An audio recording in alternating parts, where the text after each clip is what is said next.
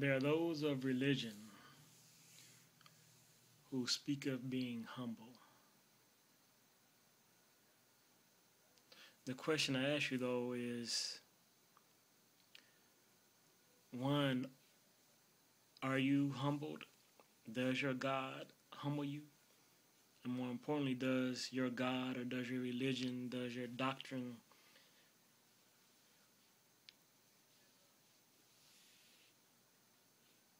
allow for you to be humble? Impose on you to be humble?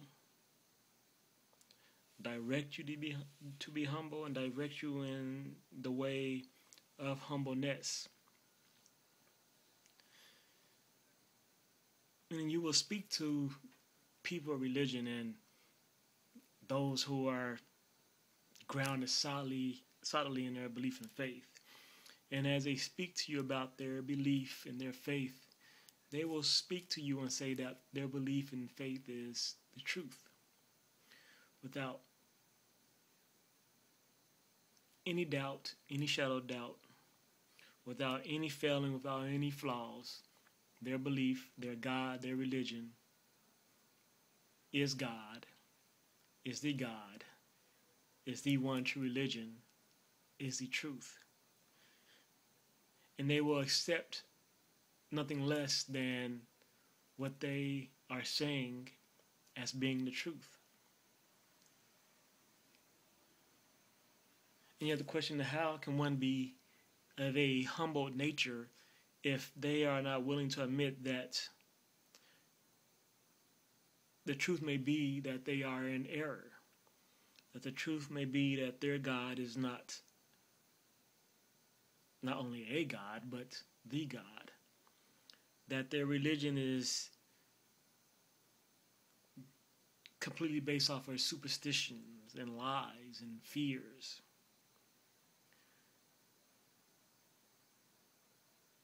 And thus that which they believe in is ultimately not the truth.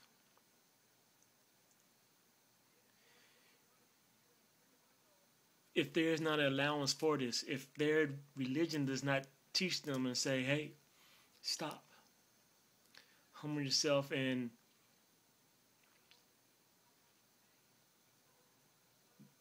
be wise to the truth of who you are, be wise to the truth of your nature, be wise to the truth that you were born in ignorance.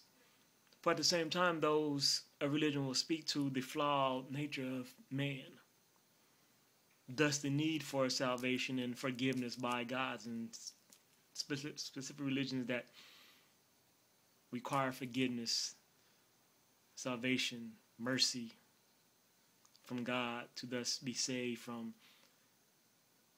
damnation and condemnation and things of that nature.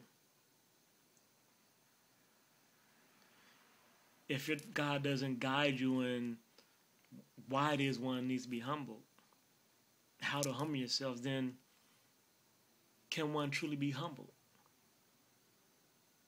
For my God, for truth humbles me in that truth says to me, my God says to me, my Father, you can say my mother, says to me that as I speak to you, as I offer you, which may be only my belief, once again, being humble, I have to admit to you that what I say to you may only be my belief. That what I present to you, although I am presenting you, the truth is I am presenting you that which I see. That which comes from within me, that is not from without. That does not come from what somebody has told me. That does not come from that which I have read. Does not come from that's what I have researched. Does not come from an intermediary. Does not come from a third party or second party. Now, that which I offer you is that which God has provided me within myself. That must admit to you that although I'm offering this, the truth is, because of this hell, that I'm flawed, that I am a human being, that I am of a sinful nature, if you will, one of ignorance, that I am incorrect in what I'm saying. and what I'm believing.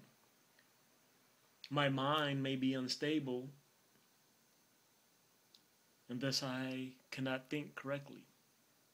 My eyes may be blurred, and thus I do not see clearly.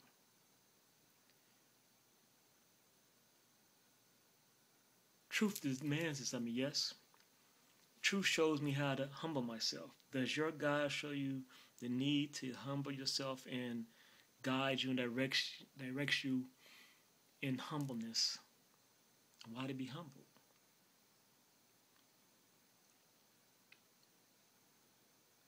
At times I speak to you with conviction. I speak to you with authority. But I do so because what else do I have but to offer you, once again, if I'm offering you truth, and yet I can speak with the same authority as those who speak lies to you speak with authority. And it's the difference between them and I is that I say, seek the truth of what I say. I offer you to break down the truth. That's what I say. If the truth is that I'm offering you the truth, then you need to break down the error in the truth of what I say. I'm saying that truth is above all. That truth is God. So I offer you to attack that,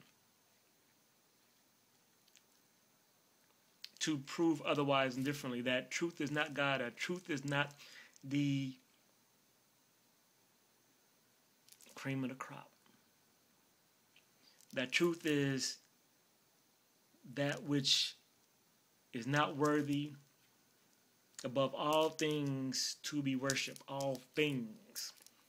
Things, you can say your God is a person, but things. Because a God would be a thing even though God wouldn't be a thing. Because truth, as pure essence, is in the thing when you speak of the ineffable nature of truth. Speaking of the spirit of truth, that which is beyond the word, truth beyond the sound, behind the vibrations of truth, that which is at the pure essence of truth, which is nothingness other than truth.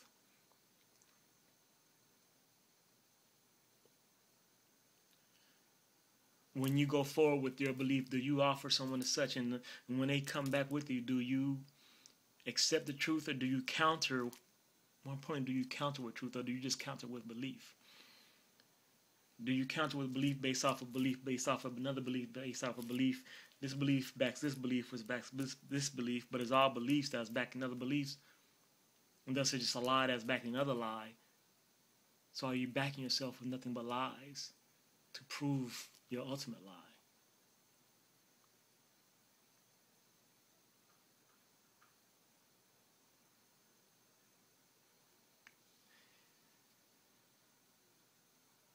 If you come with things other than truth, then it can be attacked and broken down. And that is easily done and rarely done so against all these other religions. With the adherents of religions, they don't accept the truth as opportunity because the truth starts killing the beliefs, but they fall back on their belief. Once again, we're going beyond what is inherent within them. Yes, and yet at the same time, once again, truth may say, I have to accept that truth is maybe those of religion offer those things that which they see.